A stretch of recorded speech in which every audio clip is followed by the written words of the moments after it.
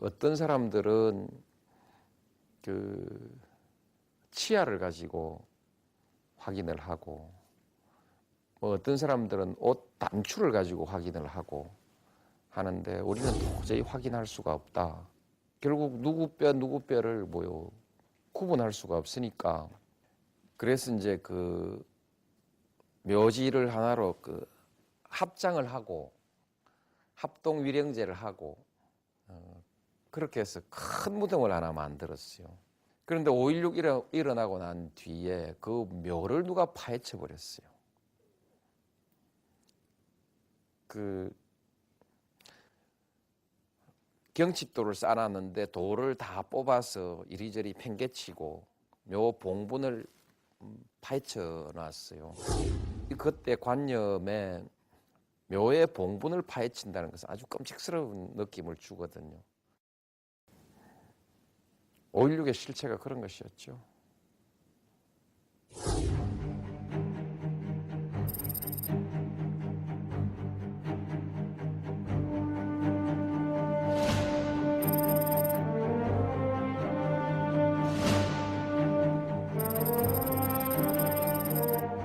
박정희 대통령 말을 하면 그게 항상 머리에 떠오릅니다. 잘했다 못했다 많은 뭐 논란이 있고, 나도 공과 과를 따로 평가해야 한다.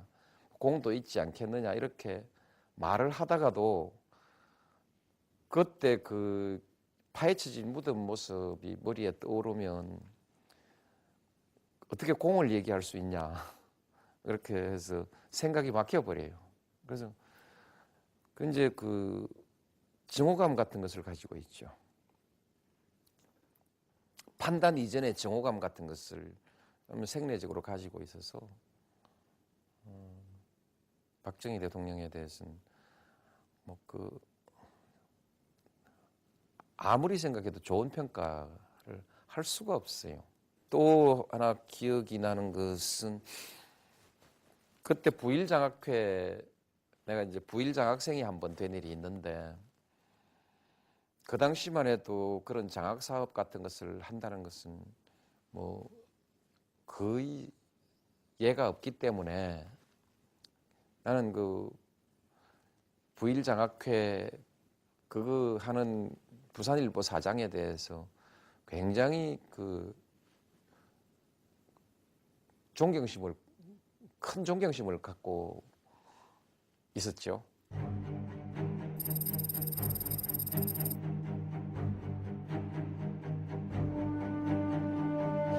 5.16 이후에 이제 그분이 재산을 다 뺏겨버렸어요. 특히 이제 그 부일장학재단이 몽땅 5.16 장학재단으로 넘어갔지요. 웃기죠? 그게 5.16의 본질 아닌가요? 나는 정수장학재단을, 정수재단을 작물이라고 생각하거든요. 그거 돌려주는 것이 우리 사회에 정의를 실현하는 것이고 역사를 바로잡는 것이라고 그렇게 생각하고, 대통령이 되고 그걸 어떻게 돌려줄 방법을 백방으로 모색해 봤는데 합법적인 방법이 없더라고요. 군사정권 시절엔 그 남재선을 강탈할 수 있는 권력을 가지고 있었는데, 지금은 작물을 되돌려줄 힘도 없는 권력을 갖고 있는 것이 지금 정부죠. 세상이 바뀌는 과정에서 과거사 정리가 안 된 채로 권력만 민주화되고 힘이 빠져버리니까 기득권 가진 사람들, 특히 부당하게 기득권을 누리고 있는 사람들한테 참 좋은 세상이 되어버렸죠. 그런 것이 참 그 뭐 억울한 일이라고 생각하고요. 그래서 내가 가끔 역사는 물릴 수 없는 것입니다.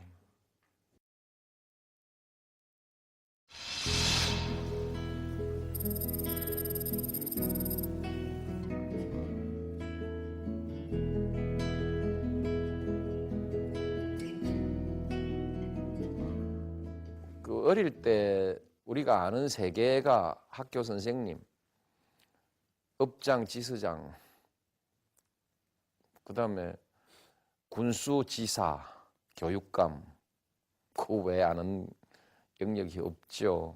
그 당시만 해도 전부 빽빽하던 시절이어서 빽이 없는 사람이 출세할 수 있는 길이라고는 시험밖에 더 있겠어요. 그때 그래서 공부 좀 잘하는 사람들은 다 고시 생각을 한 번씩 해봤을 것입니다.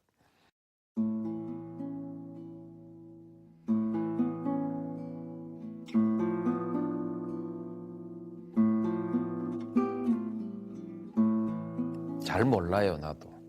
옛날에 면석이었다는 것하고 친구들이 많았다는 것하고 그러면서 해방 이후에 이제 좌익운동에 가담을 하게 됐고 그 6.25 때 이제 인민군이 내려왔을 때 그 면책임자를 했대요. 연좌제 때문에 취직을 못한다는 것 자체도 도저히 받아들일 수 없는 것이고 또 그것 때문에 뭐 서로 좋아하는 사람끼리 결혼을 못한다는 것은 더욱 받아들일 수 없는 것이고 그래서 굉장히 그 저항감이 생기는 문제였고 걱정을 하는 문제가 아니고 어찌할까 걱정하는 문제가 아니고 저항감의 문제였습니다. 그래서 고시만 하고 판사 안 하면 될 거 아니냐 뭐 그렇게 딱 잘라서 결정해버렸습니다. 지금은 이제 내가 아내한테는 뭐 좀 극진한 사랑으로 이렇게 해석을 하는데 그 이상의 것이 있습니다. 부조리이기 때문에 받아들이지 않겠다는 생각 같은 것이 강하게 있었어요. 뭐 고시만 하고 판사 안 하겠다 뭐 이런 배짱으로 그때부터 고시라는 것이 저한테는 생계의 문제를 뛰어넘어서 성부의 문제가 되어 있었는지도 모르죠. 하여튼 뭐 이제 안 그러면 이제 뭐 눈이 멀었거나 어떤 것 중에 하나인데 대단히 저항감을 가졌던 건 맞는데 그것도 뭐 연애 감정의 일부였을지도 모르죠.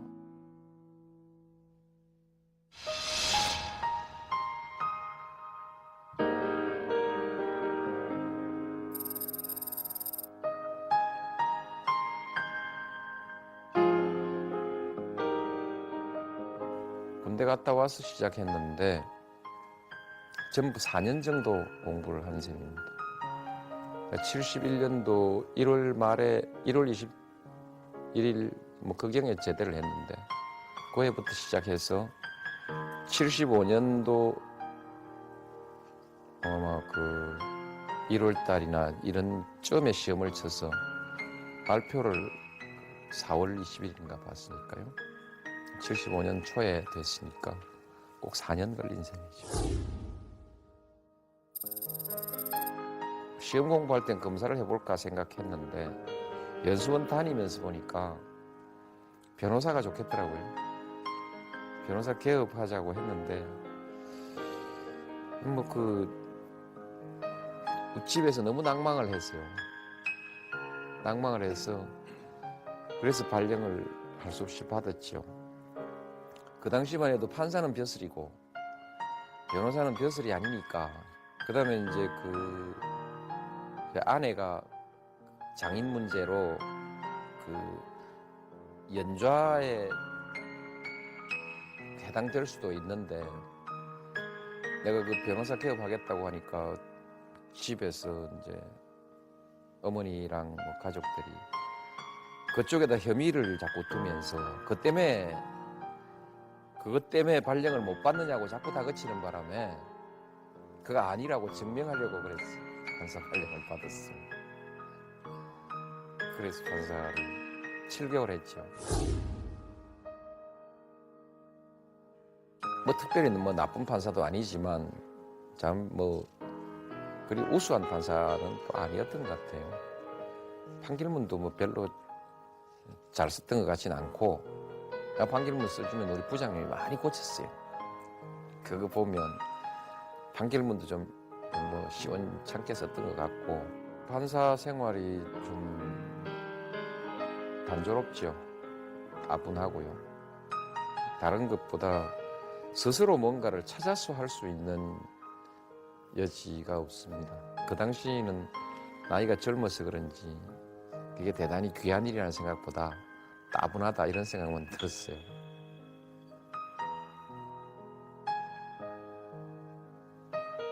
그래서 뭔가 내가 이 일을 찾아서 할 수 있는 일을 해보자.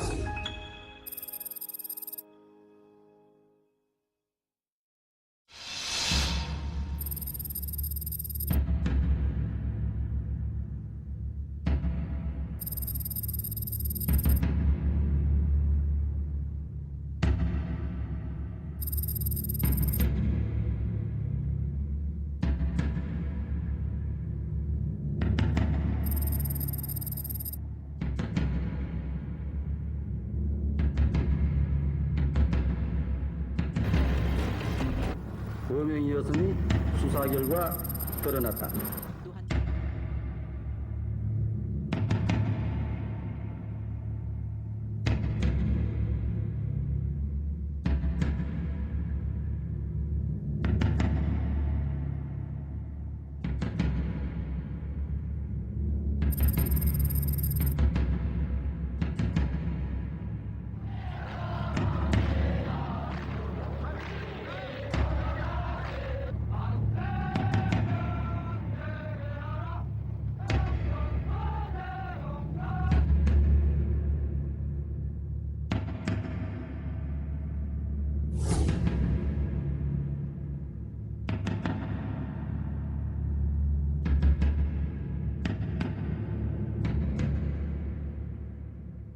항상 그 좀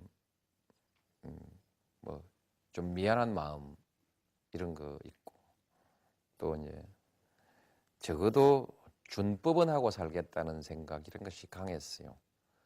강해서 이제 뭐 법대로 살았죠. 예를 들면 뭐 교도소에서 그 구속된 사람 불러다가 사건 맡기라고 종용하는 얘기라든지 또는 사람을 뭐 브로커를 하는 얘기라든지 이런 것에서부터 재판에서 이제 뭐 피고인들의 권리를 법대로 지키자든지 그 당시는 묶어놓고 재판했거든요.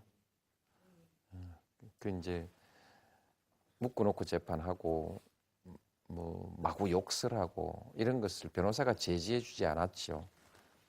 그런 거라든지 또는 변호사 스스로의 법정에서의 지위라든지 이런 것을 가지고 계속 문제 제기를 하고 그 뭐 뭐 이렇게 하자고 연명하고 도장 받으러 다니는 것도 하고 또는 무슨 조사위원회 만들어 가지고 스스로 조사를 해보려고 노력도 하고 그러니까 부조리에 대해서는 그때도 관심은 있긴 있었던 모양 같고요.